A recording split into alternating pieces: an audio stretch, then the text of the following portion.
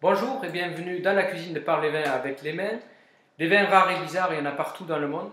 Donc nous avons décidé aujourd'hui d'aller en Allemagne pour vous et de vous ramener ce vin, cette vendange tardive du domaine Gunderloch en Allemagne.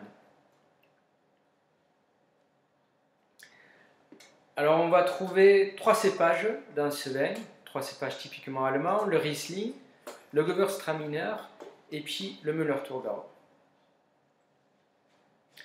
Ce qui est spécifique ou spécial dans ce vin, c'est qu'il a été fait avec des raisins vendangés tardivement, voire des raisins avec de la pourriture noble.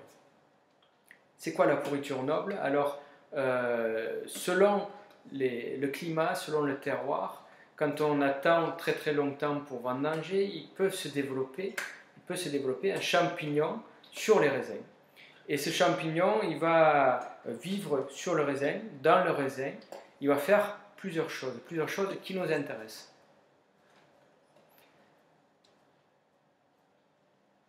Alors, premièrement, il va consommer de l'eau. Donc, il va concentrer les raisins. Il va consommer aussi un peu de sucre.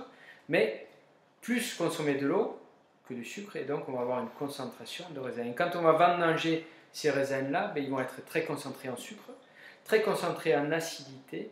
Et puis ils vont montrer un développement aromatique assez spécifique aussi lié à cette infection des champignons. Alors ce type de vin, on les fait pas seulement en Allemagne et pas seulement chez eux, mais on les fait aussi en Alsace, les sélections de graines nobles. On les fait dans le Jurançon, on les fait dans la Loire, on le fait à Sauternes aussi, où on va donc fabriquer, élaborer des vins liquoreux de cette façon-là. Alors à la dégustation, il est comment ce vin? Mais il a déjà une couleur magnifique, ambrée, orangée, brillant, qui est assez typique de ce type de vin, mais aussi de son âge, parce qu'il a déjà 15 ans. Au nez, il est moyennement intense, mais avec un bouquet très très intéressant, parce qu'on va trouver du miel, on va trouver la cire d'abeille, on va trouver un peu de fleurs séchées, de l'abricot sec, on va trouver de la cannelle, un peu de vanille, donc un bouquet assez diversifié et assez intéressant. On peut passer beaucoup de temps dessus à juste le sentir. En bouche, il est plus léger qu'on pourrait le croire, donc il a effectivement beaucoup de sucre, mais il a beaucoup de fraîcheur et c'est pas un vin qui est collant, c'est pas un vin qui est trop sucré, donc il est assez agréable, assez facile à boire, bien frais, pas trop froid mais bien frais. Et puis qu'est-ce qu'on fait avec? Mais on peut bien évidemment le déguster tout seul, comme ça, juste pour l'apprécier, parce que c'est quelque chose d'assez authentique, d'assez spécial.